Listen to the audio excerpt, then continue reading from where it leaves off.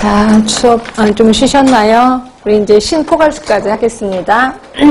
신포괄수까지는 지금 현재 하고 있는 건 아니고요. 그냥 시범 사업이라고 생각하시면 돼요. 그래서 이게 나올 것 같지는 않은데, 우리 쪽에서는 일단 나올 것 같지는 않은데, 일단 들어가긴 하겠습니다. 자, 그게 그래서 이렇게 차이점만 좀 알려드릴까 하는데, 그 체크포인트 잠깐 볼게요. 체크포인트를 보시면, 자, 도입 배경 보시면 행위별 수까제와 포괄 수까제의 단점을 보완하기 위해서 하는 거고요. 그러니까 단점은 보완하면서 장점을 이제 살리는 그런 제도라고 보시면 되고요.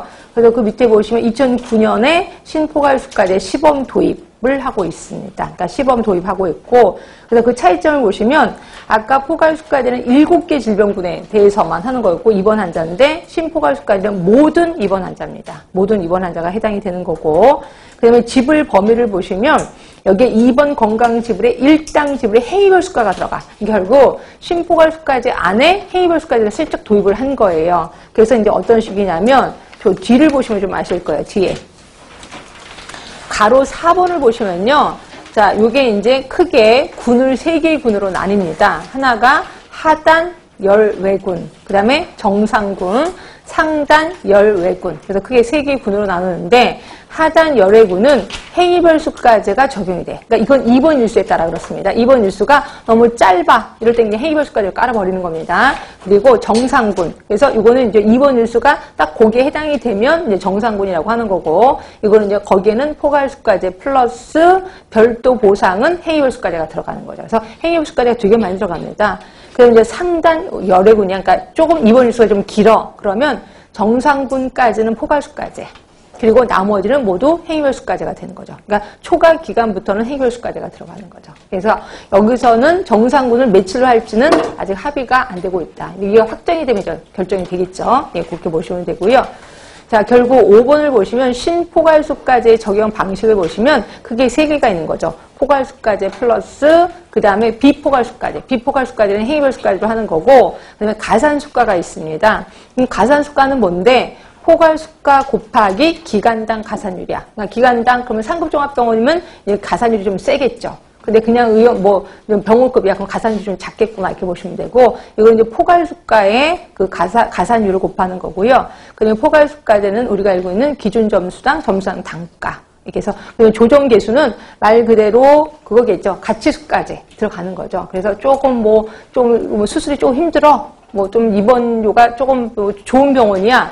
좋은 그러니까 입원실 자체가 좀 좋아. 그리고 검사료도 약간 조금 더 좀 정밀 검사. 그러면 이제 조정 계수가 들어간다. 이렇게 보시면 될 것 같고요.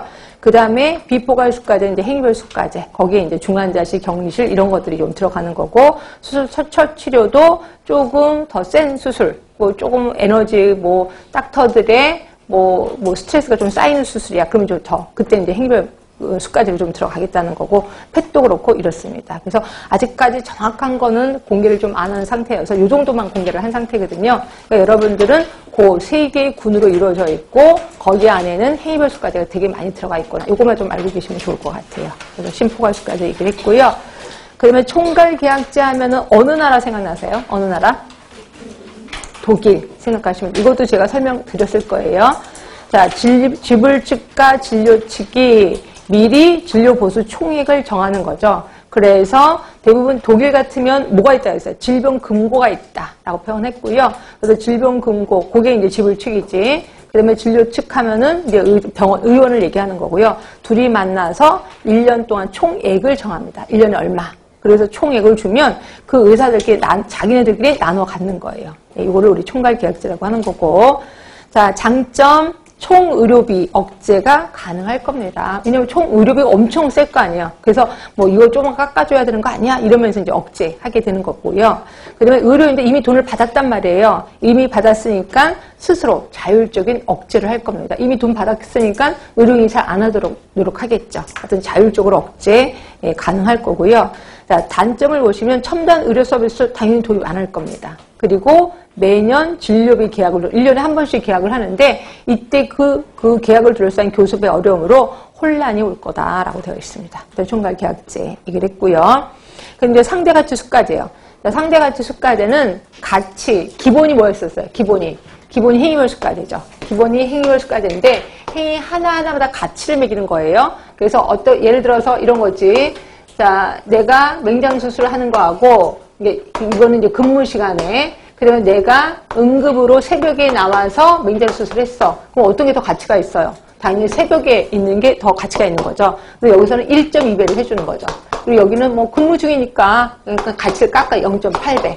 그러면 전체적인 의료비는 똑같아지는 게 아니라 그랬죠. 왜? 임금은 그렇게 많지 않거든요. 그래서 전체적인 의료비는 다운이 된다 이렇게 보시면 돼. 그래서 그 가치를 뭘 갖고 매기는데요. 그 가치를 매기는 게 두 개 갖고 매깁니다. 동그라미 1번에 업무량 시간. 또 하나가 업무량 강도. 이 두 개 갖고 매기는 거죠. 그래서 시간은 말 그대로 어떤 일정 시간을 넘어가 버리면 1.2배를 해주는 거지. 자, 그런데 강도는 세 개 갖고 합니다. 하나가 육체적인 노력, 또 하나가 정신적인 노력, 또 하나가 스트레스. 세 개 하고 있습니다. 그러니까 이런 것들도 한 번도 문제 나온 적은 없는데 혹시 쑥 나올까봐 육체적 노력, 정신적 노력, 스트레스. 이게 이제 업무량의 강도. 이렇게 해서 보시면 되고요. 자, 이렇게 해서 진료비, 보수지불제도. 근데 여태까지 다 정리를 한 게 옆에 있는 표입니다. 그래서 이것도 하나하나 장점, 단점을 읽어보시고 이해가 되시면 난 확실히 아는 거야. 근데 이해가 안 되면 난 아직 모르고 있나 봐. 이러면서 이제 공부를 하셔야 됩니다. 하여튼 이렇게 해서 보시고. 자, 그 다음에 보건의료 전달 체계를 좀 할 건데요. 지금까지는 이제 의사들한테 주는 돈, 지불보상 제도를 한 거고, 자, 전달 체계는, 자, 이거를 국민들한테 전달할 때 그냥 네가 필요하면 네가 가져가 라고 하면서 말 그대로 자유경쟁 시장화의 체계 놔둬. 자유시장 경쟁. 그래서 시장에서 물건 사듯이 네가 알아서 해 라고 한다면 어떤 끔찍한 일이 벌어지냐면 의료의 양극화 현상이 일어난단 말이에요. 의료의 양극화 현상. 그래서 최고급 의료를 최고급 의료, 그 다음에 저급 의료, 최고급 의료, 저급 의료, 이게 양극화 현상이 일어나요. 항상 이렇게 양극화 현상이 일어나면 이거를 우린 시장 실패했다라고 본다는 거죠. 그러기 위해서 적절하게 서비스 전달 체계를 만들어줘야 된다는 거죠. 이런 상황까지 오지 않게끔. 그래서 이제 전달 체계를 얘기를 하고 있습니다. 자, 전달 체계는 말 그대로, 그러니까 요거를 좀 단어 뜻을 좀 알고 계시는 게 좋은데, 전달 체계 하면 두 가지 개념이에요. 전달 체계. 하나가 지역화 개념, 또 하나가 단계화 개념입니다. 이 두 개의 개념이 녹아져 들어가 있는 게 전달 체계예요. 그러면 단계화라는 게 뭔데? 그런 거지 뭐. 간단한 질병은 동네 의원에서 치료해. 1차. 여기서 진료를 못할 것 같아? 그럼 2차로 가. 여기서 또 진료 못할 것 같아? 3차로 가. 이게 이제 단계화 개념이고요. 근데 지역화 개념은 예전에 우리나라 지역화 개념이 있었거든요. 그래서 그때 당시에는 소진료권, 중진료권, 대진료권이라는 말이 있었단 말이에요. 진료권이라는 게. 그래서 내가 이게 얘기해줘. 그러니까 내가 여기 사는 동네야. 그럼 소진료권을 이렇게 라운드를 그어줘요. 그래서 여기 안에서만 진료를 보는 거야. 여기서 진료를 못해? 그럼 그 다음에 예를 들어서 이런 거지. 내가 이제 부산에 사는 사람이라고. 부산? 그렇게 하면 되나? 아니 경상도 사람이라고 합시다. 그럼 경상도 사람이면